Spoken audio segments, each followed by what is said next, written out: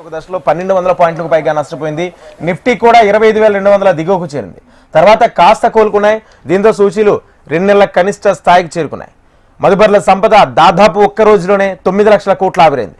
బీఎస్ఈలో నమోదిత కంపెనీల మొత్తం విలువ 9.46 లక్షల కోట్ల క్షీణించి 455.7 లక్షల కోట్లకు చేరింది. సెన్సెక్స్ ఉదయం 83,207 పాయింట్ల వద్ద నష్టాలతో ప్రారంభమైంది. రోజంతా నష్టాల్లోనే కొనసాగింది. ఇంట్రాడేలో 82,010 వద్ద కనిష్టాన్ని తాగింది. చివరకు 1,065 పాయింట్ల నష్టంతో 82,180 వద్ద ముగిసింది. నిఫ్టీ 353 పాయింట్ల నష్టంతో 25,232 వద్ద స్థిరపడింది. డాలర్తో పోలిస్తే రూపాయి మారకం విలువ 90.97గా ఉంది. సెన్సెక్స్ 30 సూచీల్లో ఒక్క హెచ్డిఎఫ్సి బ్యాంక్ మినహా మిగిలిన స్టాక్స్ అన్ని నష్టాలను చవిచూశాయి.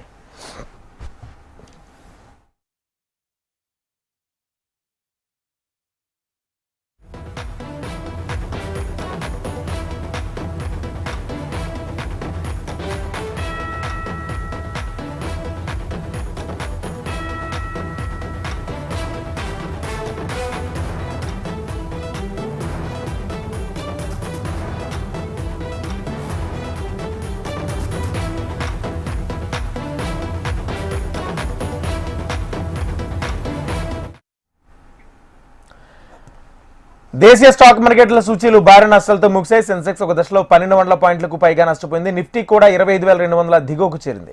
తర్వాత కాస్త కోలుకున్నాయి. దీంతో సూచీలు 2 నెలల కనిష్ట స్థాయికి చేరుకున్నాయి. ఇదే అంశానికి సంబంధించి మనతో మాట్లాడడానికి మార్కెట్ అనలిస్ట్ సత్యనారాయణ గారు ఉన్నారు. నమస్తే సార్. సత్యనారాయణ గారు చెప్పండి సార్. ఏంటి అంటే ఒక్కసారి ఈ రోజు స్టాక్స్ చూసుకుంటే చాలా దారుణంగానే పతనమైన చెప్పుకోవచ్చు. ఇది ఈ అనిశ్చితి ఇంకా ఎంతకాలం కొనసాగే అవకాశం కనిపిస్తుంది? ఓకే ఇప్పుడు ఒకటే మనం చూడవలసింది ఏంటిదంటే ఏ రోజుకి ఆ రోజు ఏదో ఒక కొత్త న్యూస్ వస్తుంది.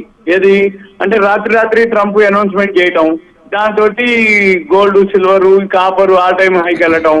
మళ్ళీ ఇప్పుడు ఈ వార్త అంటే ఏంటిది, నిన్న ఏదైతే అంటే అమెరికా ట్రంప్ అధ్యక్షుడిగా ఎన్నుకున్న దగ్గర నుంచి ఏవైతే అంటే పరిణామాలు అంటే ట్రేడ్ డీల్స్ జరగకపోవటం, ఆయనకు ఫేవర్గా ఉన్నాయన్నీ కూడా ఆయన వాళ్ళ మీద సుంకాలు టారిఫ్లు వేయటం. ఇప్పుడు ఈ మెయిన్ రీజన్ ఏంటంటే ఈ రోజు మార్కెట్లు ఇంతగా పడటానికి కారణం ఒక 10 కారణాలు ఉన్నాయి. ముందు గ్రీన్లాండ్ స్వాధీనం చేసుకుంటా అన్నాడు. ఆక్యుపై చేసుకుంటా అంటే ఈ డెన్మార్క్ వాళ్ళు వద్దన్నారు. వద్దనగానే మళ్ళీ ఇప్పుడు ఏంటిది, గ్రీన్లాండ్ స్వాధీనానికి అక్కడ యుద్ధ అంటే విమానాలు, అక్కడ అమెరికా యుద్ధ విమానాలు బోర్డర్ లో పెట్టేశారు. అప్పుడు పెట్టగానే ఇప్పుడు యూరోప్ దేశాలన్నీ కూడా వాళ్ళకి ఎగనెస్ట్ గా ఉండటం, అంటే యుద్ధ వాతావరణం ఎప్పుడైతే ఏర్పడిందో ఆటోమేటిక్ గా అక్కడ మన మార్కెట్లన్నీ అంటే మనే కాదు, ఇండియన్ మార్కెట్లు, ఏషియన్ మార్కెట్లు, యూరోపియన్ మార్కెట్లు, అమెరికా మార్కెట్లు అన్ని ఫాలో అవటం జరిగింది. దాంతో ఏంటిది, ఇది ఒక రీజన్. మళ్ళీ ఇప్పుడు ఏంటిది, ఆయన అంటే ఏదైతే టారిఫ్లు ఈ ఫ్రాన్స్ వాళ్ళు కొంచెం ఎగనెస్ట్ గా ఉండటం జరిగింది.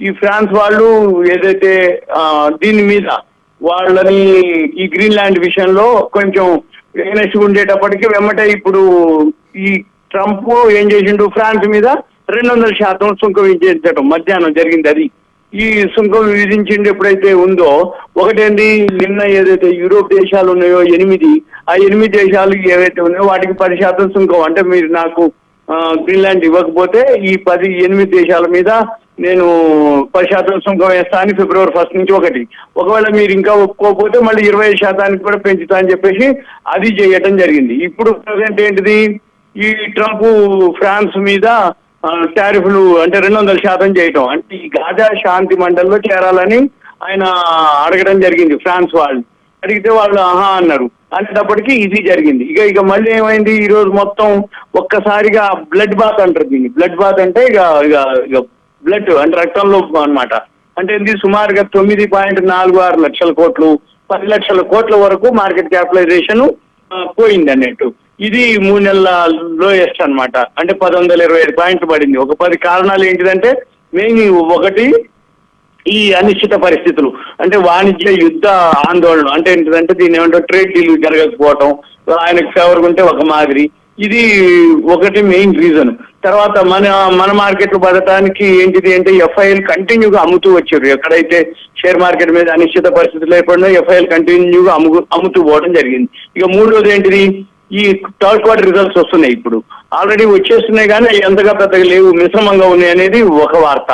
మళ్ళీ ఈ ఇంకోటి ఫోర్త్ వన్ ఏంటిది అంటే ప్రపంచవ్యాప్తంగా అంటే అమెరికా అనుకోండి, యూరోప్, యుఎస్, ఏషియన్ మార్కెట్లు అన్ని కూడా ఈ సెంటిమెంట్ తోటి, ఒక సెంటిమెంట్ అంటాం ఇదంతా కూడా. అంటే షేర్ మార్కెట్ అంతా కూడా ఒక సెంటిమెంట్ తోటి కూడుకొని ఉంటది.